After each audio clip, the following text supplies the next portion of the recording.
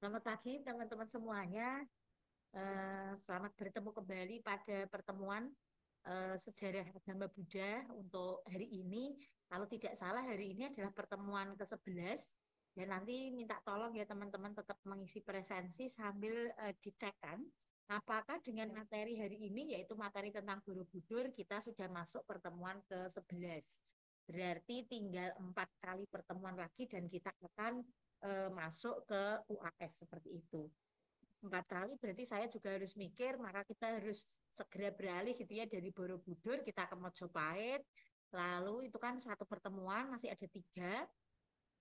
Tiga itu berarti untuk itu membahas agama Buddha di masa-masa penjajahan seperti apa, lalu agama Buddha pasca kemerdekaan seperti apa, lalu agama Buddha saat ini yang sudah terbentuk menjadi macam-macam sekte seperti itu atau mazhab di Indonesia. Berarti kita akan pas di hari ini kita Borobudur, pertemuan depan kita Majapahit.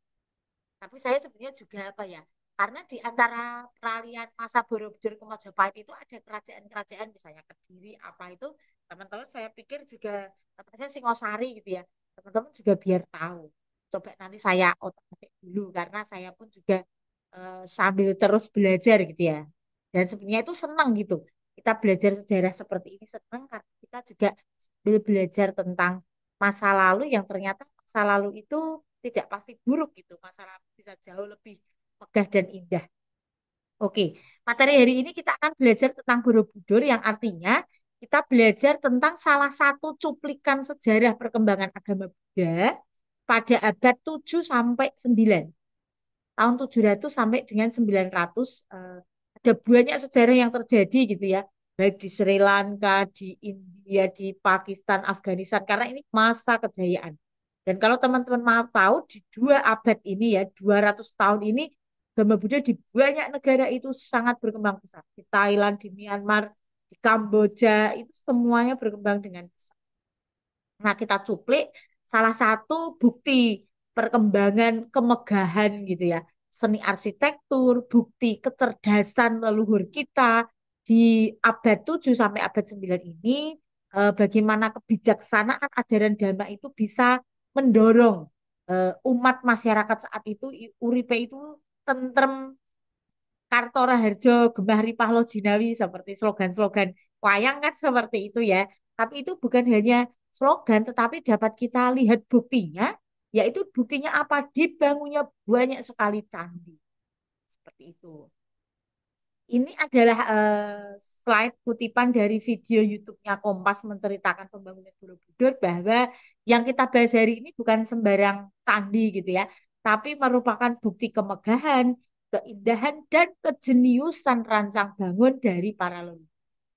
Itulah Borobudur dan sebelum poin ke Borobudur saya ingin mengajak ke teman-teman tentang kerajaan yang membangun itu siapa, rajanya siapa, tipe pemerintahan kerajaannya seperti apa untuk memperkaya bagaimana kok candi sekeren Borobudur itu bisa dibangun.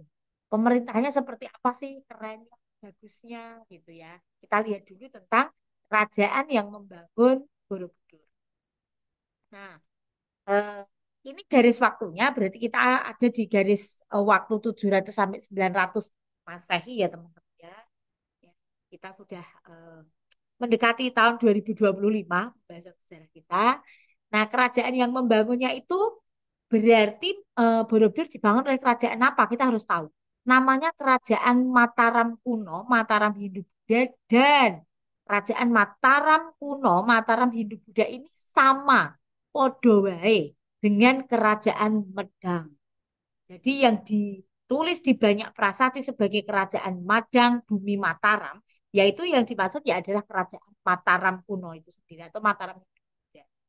Karena Mataram Hindu-Buddha, Mataram kuno itu kan kita yang menamai untuk membedakan dengan Mataram pada masa menjelang apa ya kemerdekaan pada masa penjajahan seperti itu kan ada kerajaan Mataram Islam di Jawa yaitu untuk membedakan Mataram yang dulu gitu namanya Mataram kuno hidup Buddha, lalu yang terbaru yang sekarang keratonnya masih ada misalnya di Surakarta apa itu adalah peninggalan dari Mataram Mataram yang sudah bercorak Islam seperti itu. Nah, tetapi di banyak prasasti itu tidak disebut sebagai Mataram kuno, Mataram Hindu-Buddha. Justru di prasasti-prasasti itu disebutnya sebagai Medang. Nah, contohnya ada prasasti Cangga, prasasti Mantiase, dan prasasti-prasasti lain itu menyebutnya sebagai Raja-Raja Medang, Bumi Medang Mataram, seperti itu.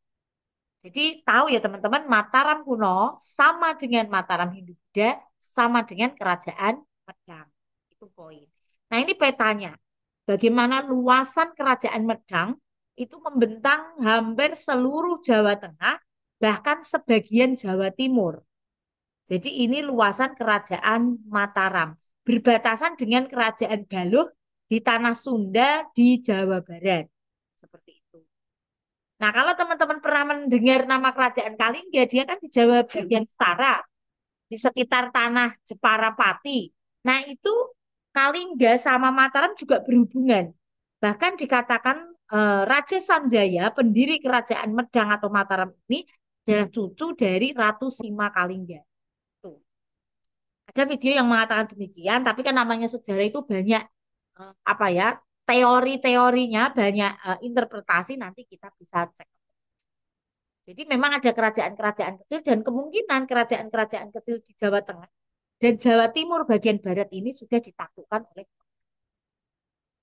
seperti itu teman-teman. Ini luasnya ya, luasan dari kerajaan Medang. Dan ini juga kerajaan Medang atau Mataram kuno ini keren. Dia membagi wilayahnya menjadi istilahnya itu jalur-jalur perjalanan barat timur itu sudah mereka pikirkan, membentuk jalur-jalur darat, memudahkan mobilisasi warga untuk berdagang, untuk bertukar ilmu antara daerah satu dan yang lain. Bahkan diyakini jalur Solo sampai Semarang itu juga inisiasi awalnya itu sudah dari zamannya Kerajaan Medang atau Mataram kuno. Begitu pula jalur barat dari Temanggung gitu ya, terus ke utara Ngadirjo sampai nanti tembus ke daerah Weleri, Kendal itu juga peninggalan rintisan dari Kerajaan Medang Mataram. Keren. Lalu gini, kita kemarin kan belajar Sriwijaya, lalu ini di Jawa Tengah ada Kerajaan Mataram. Apa ada hubungannya? Ternyata ada hubungannya dan ada banyak teori. Ada teori yang mengatakan bahwa Mataram ini adalah sahabat baik Sriwijaya. Ada juga yang mengatakan Mataram atau Medang ini adalah bagian atau bawahan dari Sriwijaya. Ada juga teori yang mengatakan mereka ini dua kerajaan besar yang terhubung karena pernikahan keturunan dari dua kerajaan ini. Seperti itu. Bahkan ada yang menyebutkan nanti pernikahan ini eh, apa ya dari kerajaan Medang dan Sriwijaya ini menghasilkan dua keturunan yang terkenal gitu ya, yaitu Pramodawardhani dan Balaputra Dewa. Seperti itu. Nah, terlepas dari teori-teori yang ada banyak sekali di apa ya di internet yang dapat kita pelajari di banyak buku, saya ingin mengajak teman-teman ke beberapa slide yang ini saya cari memang dari kemarin tuh saya nyari-nyari gitu ya. Materi Borobudur ini kan pernah dibahas beberapa kali gitu, kayaknya kita sudah sampai hafal gitu ya tentang Borobudur. Tetapi ada banyak sisi-sisi yang terus menggelitik untuk ditanya gitu. Termasuk ini, termasuk visualisasi terus zaman semono itu ya. Zaman semono itu kan daerah kawasan kerajaan Medang ini di daerah utara itu terbentang mulai dari Kedu, Temanggung ke timur gitu sampai ke daerah Ungaran sampai ke timur terus itu kawasan utara itu adalah candi-candi Hindu. Bahkan dari Salatiga Ungaran ke timur terus nembus sampai ke Karanganyar gitu ya. Sekarang buktinya itu ada Candi Sukuh, ada candi lain-lain itu di lereng Gunung Lawu, itu semuanya adalah candi-candi Hindu. Jadi dari ujung Lawu timur sampai ke Barat Salatiga gitu ya. Ungaran ke Dieng gitu. Itu adalah reruntuhan dari Kerajaan Medang yang cengkoknya adalah Hindu.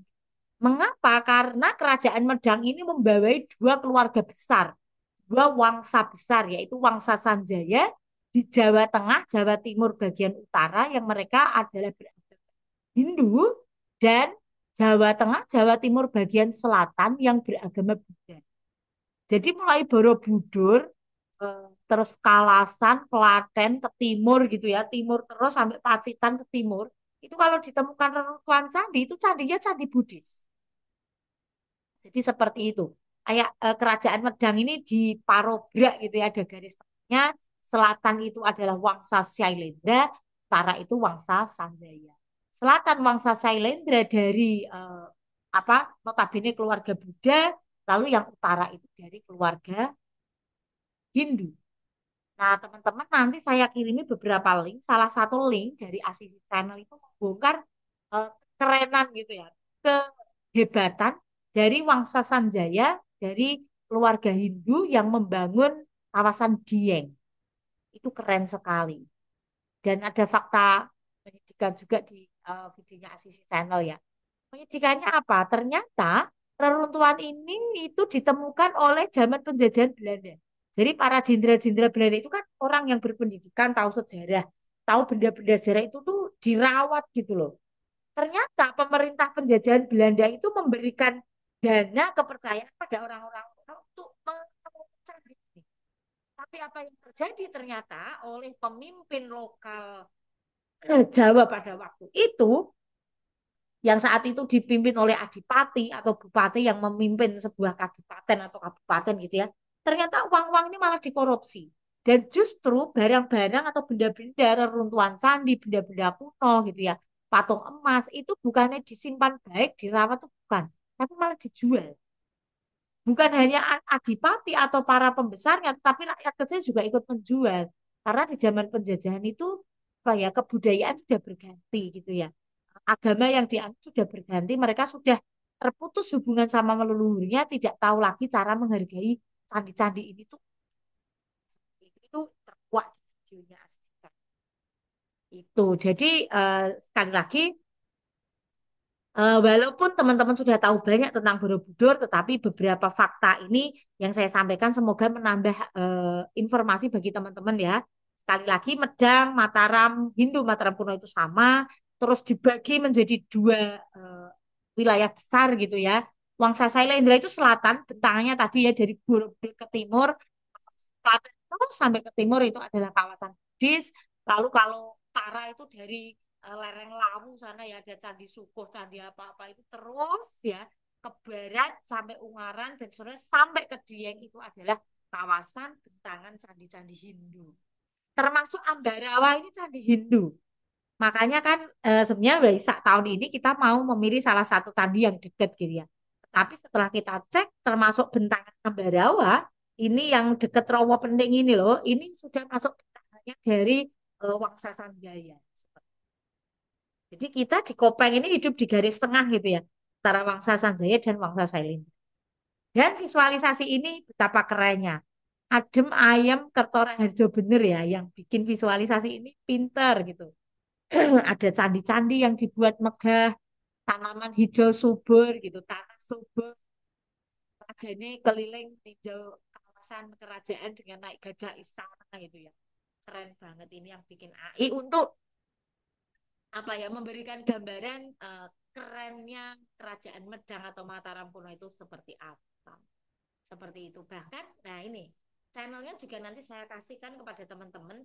Ada channel yang membuat visualisasi bagaimana kerajaan Medang, bumi Mataram ini atau Mataram kuno, Mataram Muda ini keren secara tata kota. Bagaimana mereka candi baik Hindu maupun Buddha itu sama-sama keren.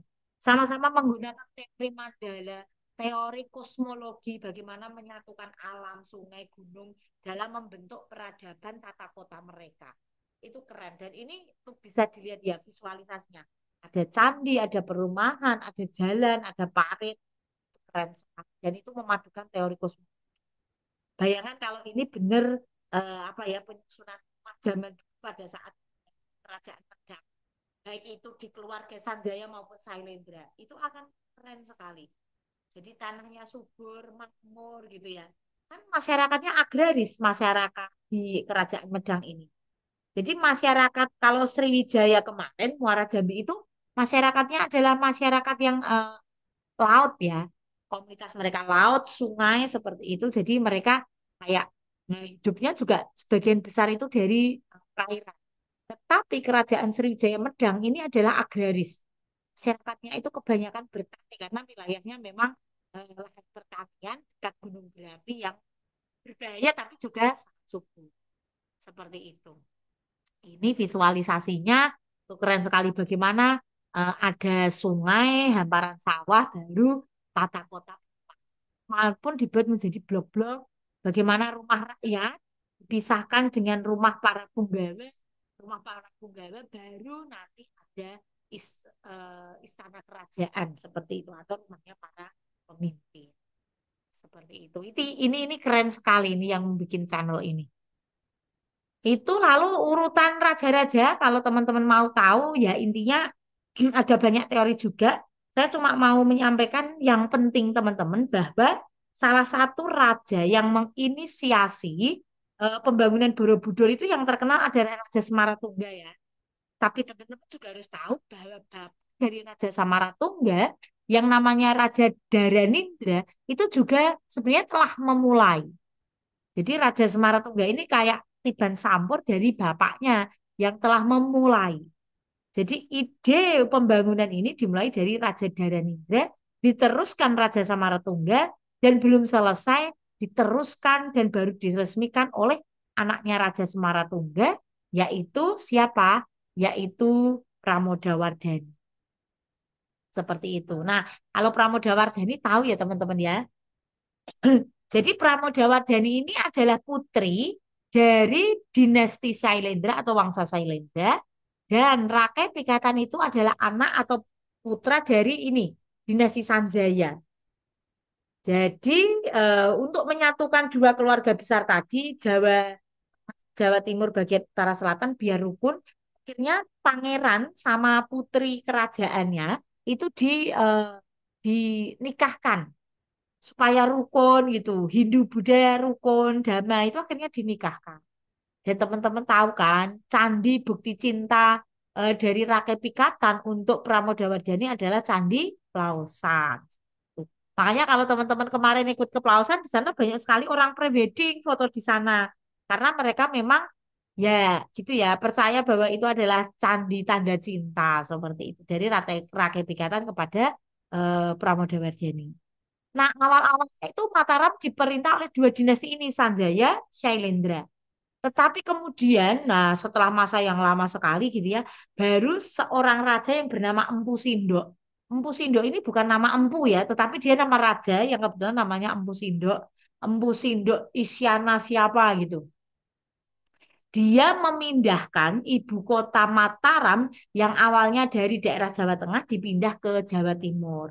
Dan pemerintahan Mataram atau Medang yang pusat pemerintahnya di Jawa Timur ini dinamakan sebagai Medang yang dipimpin oleh Wangsa Isyana.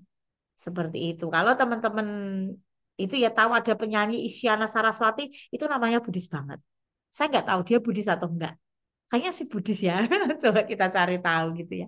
Jadi nama Isyana itu adalah salah satu wangsa yang memerintah di kerajaan Medang atau Mataram kuno. Akhir karena awal-awalnya sampai pembangunan candi itu adalah ini ya Wangsa Sanjaya dan Shailendra seperti itu. Nah, tadi saya apa menyampaikan ini ya teman-teman antara Sanjaya dan Sailendra itu menarik karena kan secara garis besar pembagiannya itu yang selatan Buddhis, utara Hindu gitu ya. Tapi kalau teman-teman lihat ada Candi Prambanan di tengah-tengah kawasan Candi Buddhis. Itu kenapa? Ya karena itu dibangun setelah pernikahan Sanjaya, Wangsa Sanjaya dan Wangsa Sailendra. Setelah pernikahan Rakai Pikatan dan Pramodawardhani. Karena Prambanan itu dibuat beriringan atau sedikit lebih muda dari Borobudur. Setelah Borobudur begitu megah, Rakai Pikatan juga mungkin ya bilang ke istrinya gitu ya, Dek kok kayaknya nek candi ini dibangun sekitar sini ya bagus ya boleh enggak gitu ya. Ya mungkin karena istrinya ya sudah cinta, sudah merasa dibantu juga oleh Rakyat Pikatan menyelesaikan Borobudur ya. Kemungkinan si istri, si Pramodawardhani juga akan ACC gitu ya. Makanya ada candi Hindu besar di tengah-tengah candi Budi seperti itu. Di situ candi Budi semua itu Plausan, Kalasan, Candi Sari dan lain-lain. Tapi ada Prambanan yang begitu megah di eh, kawasannya Wangsa Shailendra seperti itu. Itu ya teman-teman. Jadi teman-teman juga perlu tahu fakta tentang, oh kenapa ada candi Hindu di tengah-tengah kawasan candi Buddhis. Seperti itu, teman-teman. Nah, ini tadi ya fakta, ada banyak opini. Memang ini salah satu dari Kompas yang mengatakan bahwa sebenarnya Pramodawardhani dan Balaputra Dewa itu adalah tunggal kandung seperti itu. Jadi ini hasil pernikahan antara kerajaan apa ya Medang dengan kerajaan Sriwijaya seperti itu.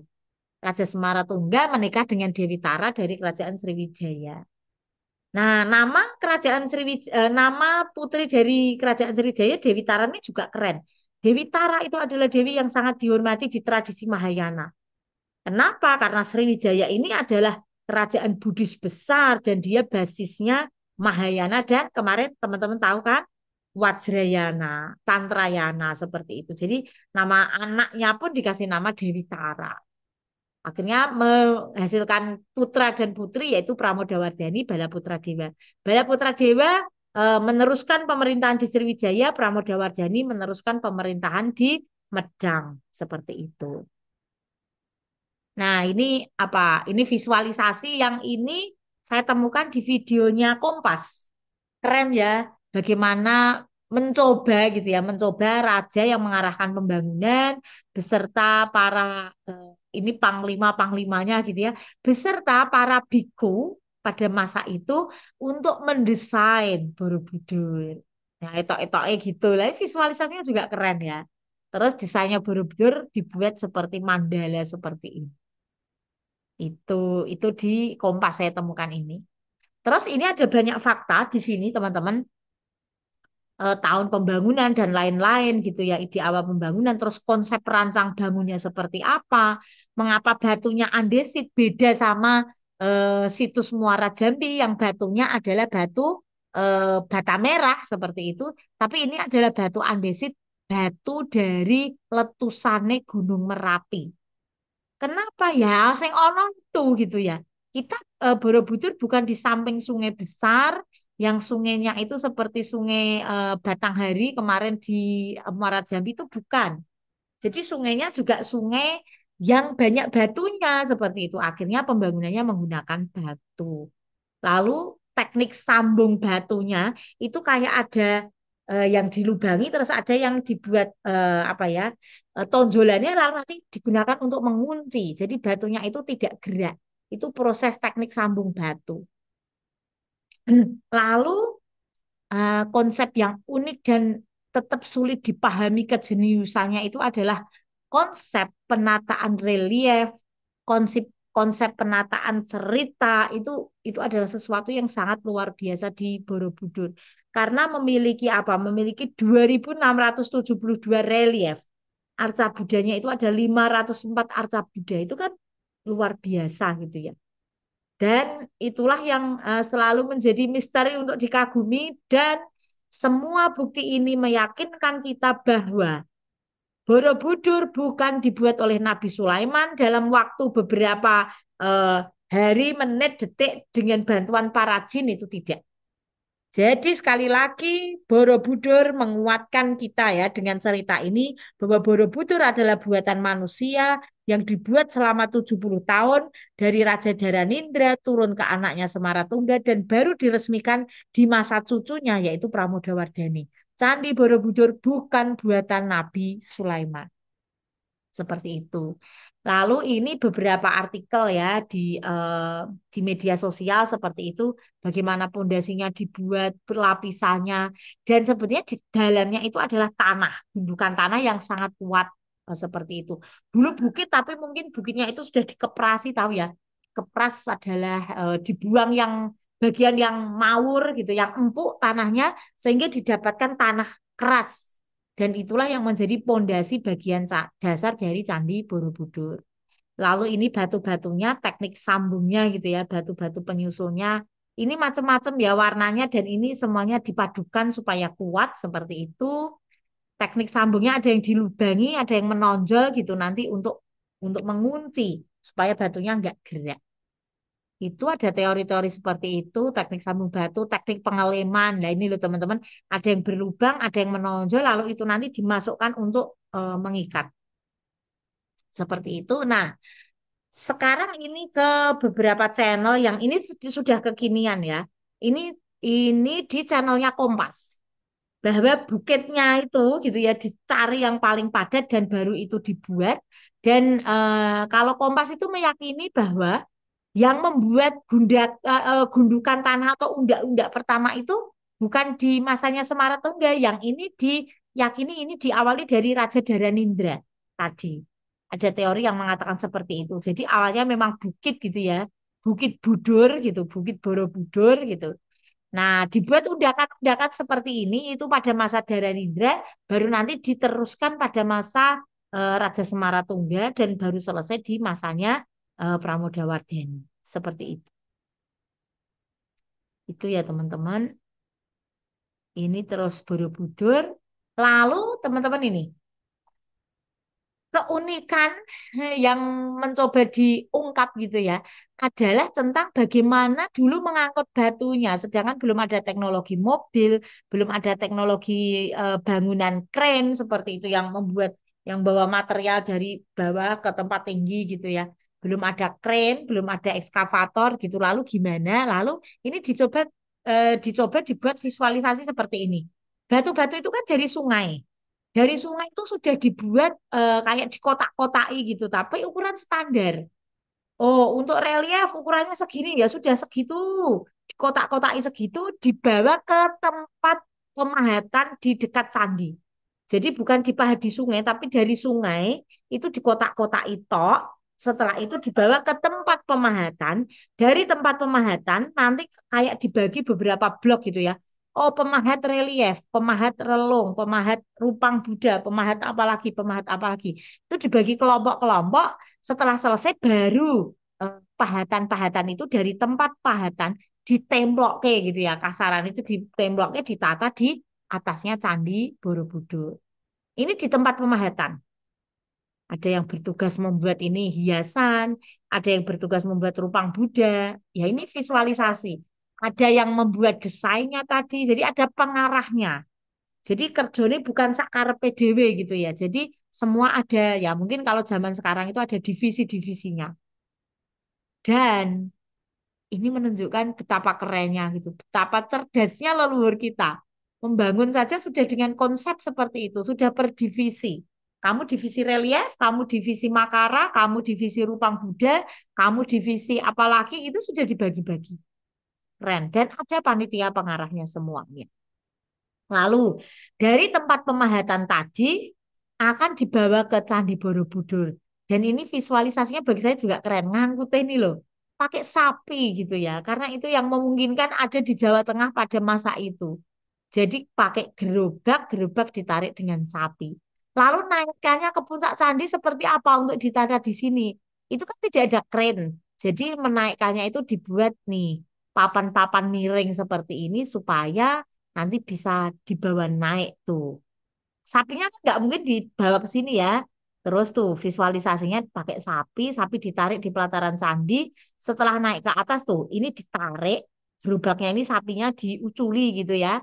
Tinggal gerobaknya saja, gerobaknya ditarik gitu. Ditarik dan juga didorong supaya batu-batunya bisa ke atas candi. Bayangkan betapa effortnya itu luar biasa gitu ya untuk membuat Candi Borobudur ini. Dan visualisasi ini juga keren gitu ya. Saya apresiasi banget sama orang yang bikin visualisasi ini. Itu teman-teman. Jadi ya itulah perancah kayu bambu itu maksudnya seperti ini pakai dibuat tangga-tangga miring. Ya keren sekali. Kemarin Prabowo kan naik ya, tapi tidak dibuatkan seperti ini. Katanya dikasih eskalator atau apa seperti itu kan. Khusus untuk tamu-tamu spesial dan orang-orang spesial itu.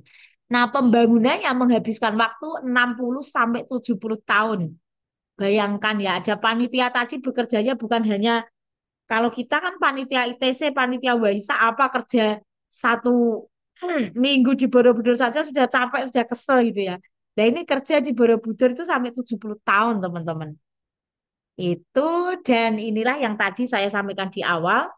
Sebetulnya dari banyak cerita ini, saya ingin menekankan pada teman-teman adalah Borobudur itu bukan sekedar batu yang ditata. Borobudur adalah simbol kejeniusan, simbol kesuksesan pemerintahan, kemakmuran rakyat pada masa itu. Kalau tidak makmur ini tidak bisa bikin candi sekeren ini. 70 tahun bangun terus itu ibarat keluarga. Bangun terus 70 tahun itu kan keluarga ini benar-benar sugih ya. Kaya raya gitu. Punya banyak resources, punya banyak sumber daya, baik itu duit, pangan gitu ya, material gitu, baru bisa membangun selama itu. Dan itulah kehebatan dari Kerajaan Mataram, khususnya dari Wangsa Shailendra. Dan terkait dengan Wangsa Shailendra, itulah mengapa Wangsa kita adalah Wangsa Shailendra. Kampus kita diberi nama juga Shailendra. Berarti teman-teman adalah penerus dari orang-orang hebat. Penerus sebuah keluarga, sebuah dinasti, sebuah bangsa yang cerdas. Jadi ojo di sini-sini gitu ya. Sebagai penerus dari Wangsa Shailendra harus pintar, harus cerdas seperti itu. Seperti leluhur kita. Gitu teman-teman. Itu lalu ini peresmian Candi Borobudur berarti ada banyak cerita seperti itu ya. Seperti itu. Nah, saya mau ke masa ini. Kalau ini kan masa bahagia peresmian Candi Borobudur, itu ada pesta rakyat begini begini begini gitu ya. Ya, terkait Pramodawardhani saya menyampaikan satu apa ya, satu poin. Saya nggak tahu ini fakta atau mitos, tapi perlu dikaji gitu ya. Pramodawardhani itu adalah perempuan luar biasa. Jadi di banyak prasasti, di banyak teks kuno disebutkan bahwa tingkah laku tutur kata si Pramodawardhani ini koyok dewa lan dewi, seperti tutur lakunya bodhisatwa. Karena apa? Karena ya Pramodawardhani ini luar biasa. Dia mencintai rakyatnya di Wangsa Sailendra dan dia juga bisa baik sama keluarga suami dari keluarga Wangsa Sanjaya dari keluarga Hindu. Jadi keren. Kalau teman-teman ada waktu, mungkin teman-teman bisa melakukan penelitian tentang siapa Pramodawardhani. Itu. Itu tentang Pramodawardhani. Nah, sekarang kita ganti, masih membahas Borobudur tapi ganti masa. Saya ingin teman-teman tahu bahwa Borobudur semenjak agama Buddha itu runtuh gitu ya. Agama Buddha itu fade up itu apa ya? Tenggelam di bumi Nusantara itu semenjak terakhirnya adalah masa runtuhnya Majapahit abad ke-14 sampai 15, maka sejak tahun 1500-an itulah sampai ditemukan kembali oleh Raffles itu tahun 1814 ya. Berarti dalam masa 300 tahun Borobudur itu tertutup tanah. Jadi semenjak masa keruntuhan kerajaan Buddhis, semenjak agama Buddha sudah tidak lagi dikenal oleh masyarakat, berganti dengan agama Islam yang dibawa oleh para saudagar dan itu berkembang di tanah Jawa, berkembang melalui kerajaan Demak, dan juga karena faktor dari letusan gunung berapi, khususnya Gunung Merapi, maka selama sekitar 300-an tahun, Borobudur ini tertutup abu. Ora karu-karuan wujudnya ora ana sek ngopeni. Jadi bisa dibayangkan ya ratusan tahun candi ini tertutup tanah dan abu. Bahkan sudah banyak tanamannya. Nah, kayu itu nek kayu ditandur kok 300 tahun itu sudah segede apa? Pondasi saja kalau di atasnya itu di atau di dekatnya ada pohon kan itu bisa merusaknya pondasi, ngangkat pondasi. Itulah yang dialami Candi Borobudur. Candi besar nan agung yang tadi diresmikan Pramodawardhani, ternyata setelah agama Buddha itu tenggelam, maka dia tertimbun tanah, ditumbuhi tanaman, menjadi hutan gitu ya di atas candinya itu dan baru pada tahun 1814 itu adalah jenderal dari Inggris. Jadi pada tahun ini kita tidak lagi dijajah Belanda ya sebentar kita beralih dijajah Inggris. Jenderal dari Inggris ini keliling-keliling ke daerah gitu. Lalu dia menemukan kok ada sesuatu yang aneh saat dia berburu. Ini hutan, hutan apa kok bentuknya aneh gitu ya. Ada bukit kok di sini gitu loh. Nah, dia melakukan menselidiki dan mencoba menggali ternyata ditemukan batuan candi. Dan karena dia adalah orang yang mengerti sejarah gitu ya, orang yang mengerti tentang percandian, mengerti tentang apa ya, peninggalan-peninggalan sejarah, maka dia tidak tinggal diam. Bayangkan kalau Thomas Stanford Raffles atau Pak Raffles ini, Jenderal Inggris ini diam saja tidak punya kepedulian, ya Borobudur mungkin tidak akan ditemukan. Tetapi karena dia punya kepedulian, dia itu ngomong ke banyak orang, ke teman-teman nih. Bahkan dia mengundang, memberitahu teman-temannya di Inggris di mana-mana gitu ya, yang ahli sejarah itu, di sini tuh kayak ada batu candi. Lah ini kok segede ini, dan ini candinya segede apa ya? Jadi dia mencoba meyakinkan teman-temannya untuk dia tertarik itu loh. Coba menemani dia, menemani keingintahuan dia gitu ya, supaya ada pendukungnya, supaya keingintahuannya ini nanti bisa terjawab seperti itu. Lalu memang benar ditemukan dan mulai digali, dan setelah penggalian dimulai, kondisi Borobudur itu adalah rusak parah. Bayangkan ya. Jadi penampakannya itu bukan candi, penampakannya itu hutan seperti ini. Semak belukar hutan, kayunya gede-gede, wit-witannya gede-gede gitu. Di atasnya candi Borobudur seperti itu. Dan saat ditemukan mulai dibangun itu juga peyak-peyak orak karuan gitu loh bentuk stupannya dan lain-lain gitu ya.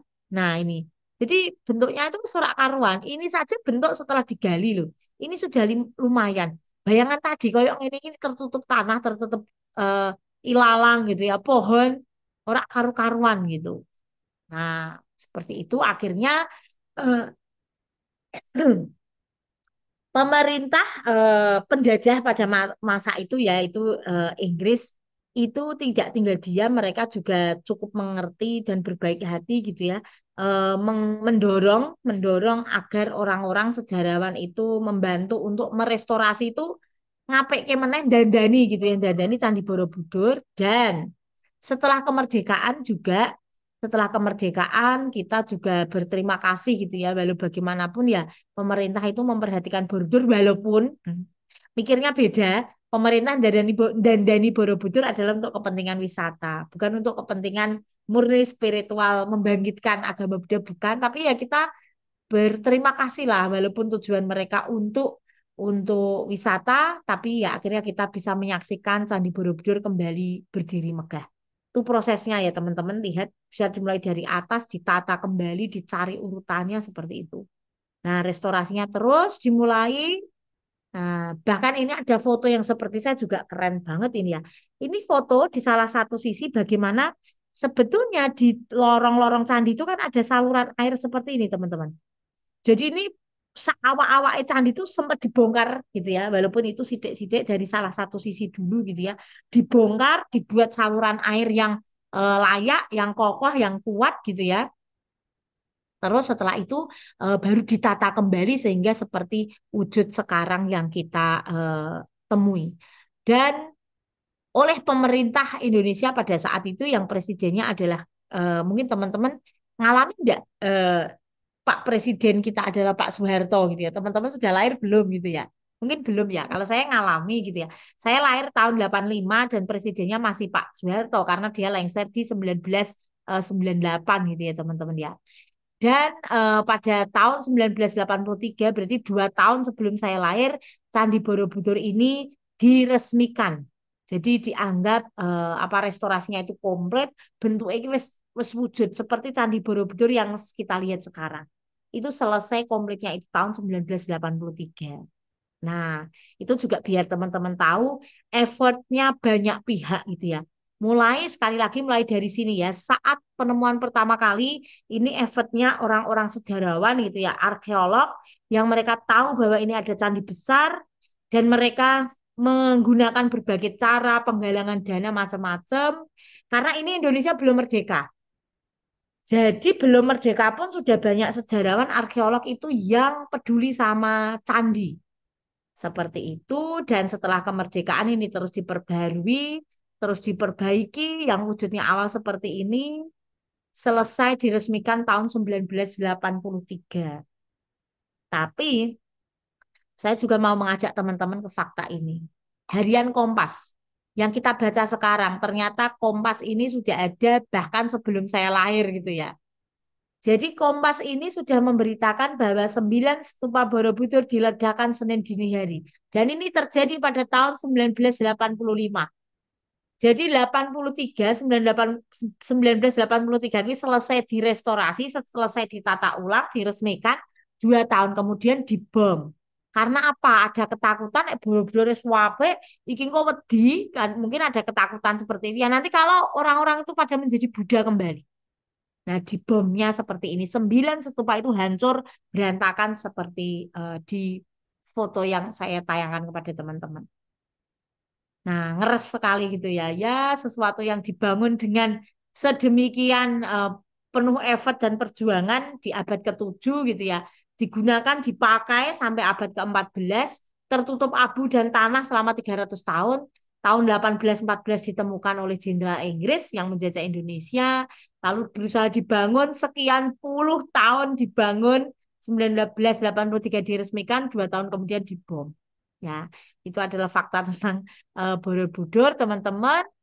Dan dari materi ini, semoga teman-teman mendapatkan insight gitu ya, mendapatkan oh gitu ya. Insight itu adalah kesadaran oh gitu. Oh itu bukan oh bingung, tapi oh sadar gitu ya. Dimulai dari awal betapa kerennya Kerajaan Medang di Jawa Tengah gitu ya, yang menghidupi dua wangsa yang dapat hidup berdampingan, wangsa Sailendra, wangsa Sanjaya, keluarga Hindu Buddha bisa hidup berdampingan, semuanya sama-sama sukses, bersaing positif, Hindu juga candinya besar dan banyak sekali, Buddha juga demikian. Itu insight yang pertama tentang kemampuan pemerintahan untuk mewujudkan rakyat yang adil sejahtera. Insight yang kedua adalah bagaimana mereka itu tidak lupa tentang kesuksesan spiritual. Bagaimana mereka menyeimbangkan kesejahteraan materi dengan spiritualitas. Itu yang luar biasanya. Lalu tata kota, lalu kecerdasan spiritual membangun candi yang sedemikian luar biasa dengan relief yang banyak dan mengandung makna itu juga luar biasa. Itu dan insight yang lain tentang Borobudur, teman-teman saat ini teori tiga datu, kama datu, rupa datu itu sudah tidak berlaku. Sekarang Borobudur ini diyakini sebagai bangunan piramida berundak yang punya tingkatan dasa paramita. Itu teori terbaru, nanti teman-teman juga cek. Jadi kalau ada tugas, ada PPT, ada buku, ada sumber internet yang mengatakan masih pakai teori tiga datu, ya biarkan. Tapi sekarang teori tiga datu itu mulai tidak dipakai, mulai beralih ke Borobudur ini adalah bangunan bertingkat, mandala bertingkat gitu ya, piramida bertingkat, 10 tingkatan sebagai wujud atau simbolisasi dari dasa paramita. Seperti itu. Itu teman-teman dan nanti saya kirimkan beberapa video yang lain melalui grup kelas. Artinya video itu juga untuk menunjang pengayaan atau memperkaya materi kita tentang Borobudur, tentang Medang dan Mataram. Tugasnya juga akan saya kirimkan di grup kelas. Demikian teman-teman, terima kasih. Selamat siang, Nakmu Budaya.